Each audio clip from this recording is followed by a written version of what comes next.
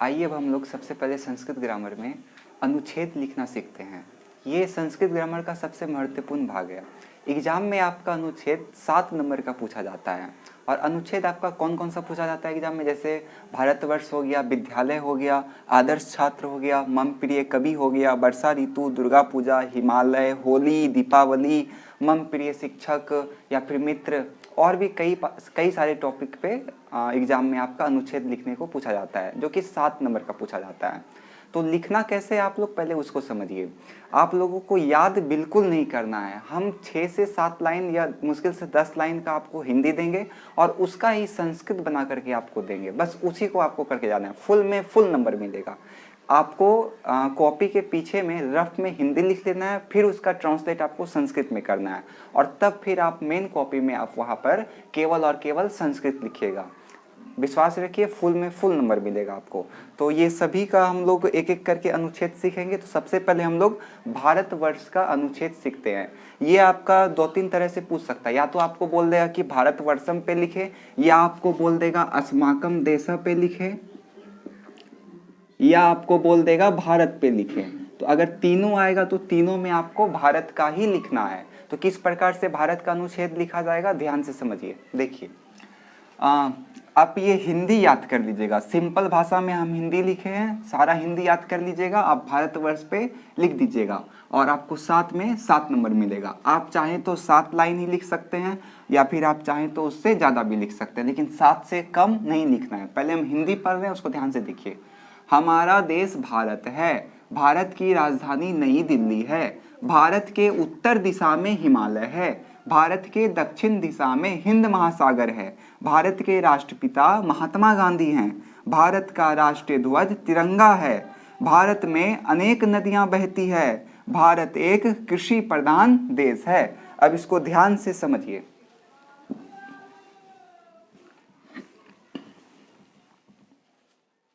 देखिए, हमारा देश भारत है। हमारा का संस्कृत क्या होता है? अस्माकम। अस्माकम देश का लिखिए देशम। अस्माकम देश भारत है। भारत का संस्कृत लिखिए भारतवर्षम। है का संस्कृत अस्ति। तो आपका पहला लाइन क्या बन जाएगा? अस्माकम देश भारतवर्षम अस्ति।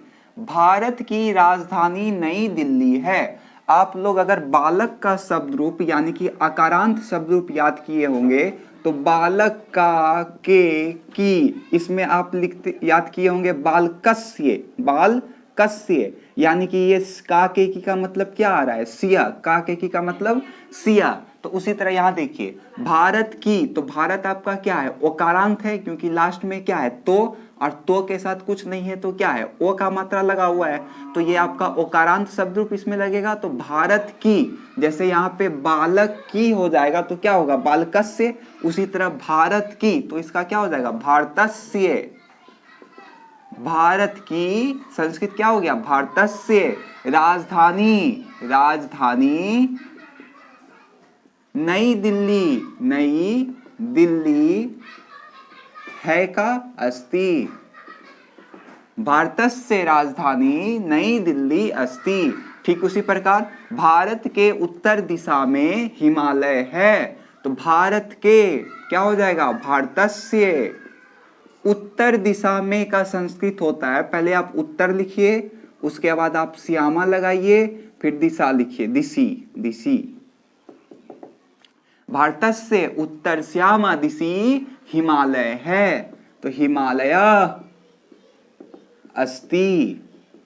उसके बाद देखिए भारत के दक्षिण दिशा में हिंद महासागर है, तो भारत के का संस्कृत क्या बताएं? भारतस्य।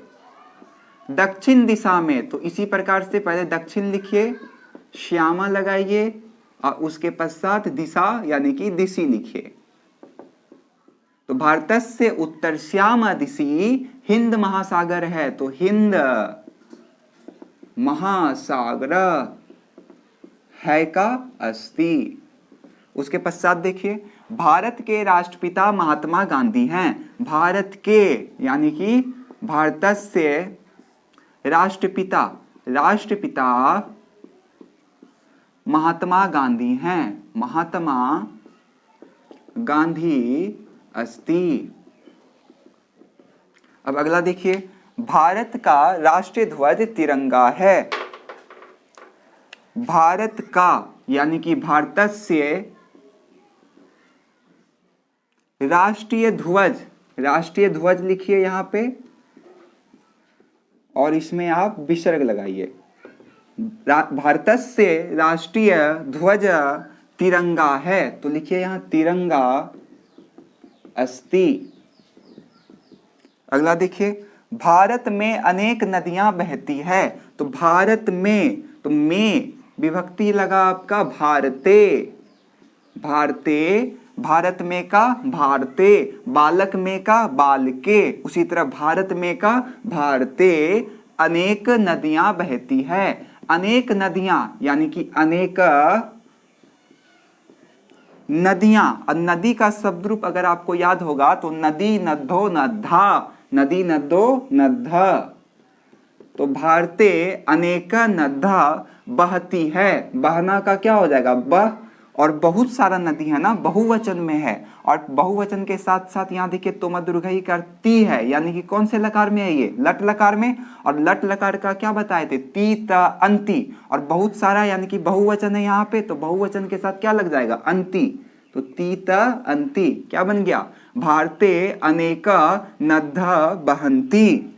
भारत एक कृषि प्रधान देश है। भारत, भारत, भारत एक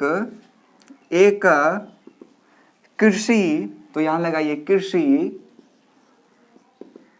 प्रधान देश अस्ति, प्रधान देश अस्ति।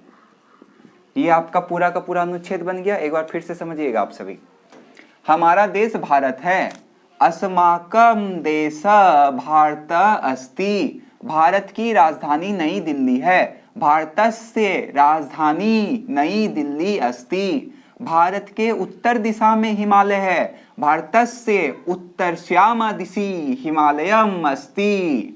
भारत के दक्षिण दिशा में हिंद महासागर है। भारतस्य दक्षिणश्याम दिशि हिंद महासागर अस्ति। भारत के राष्ट्रपिता महात्मा गांधी हैं। भारतस्य राष्ट्रपिता महात्मा गांधी अस्ति। भारत का राष्ट्रीय ध्वज तिरंगा है, तो भारतस्य राष्ट्रीय ध्वज तिरंगा अस्ति। भारत में अनेक नदियां बहती है। भारते अनेका नद्धा बहंती।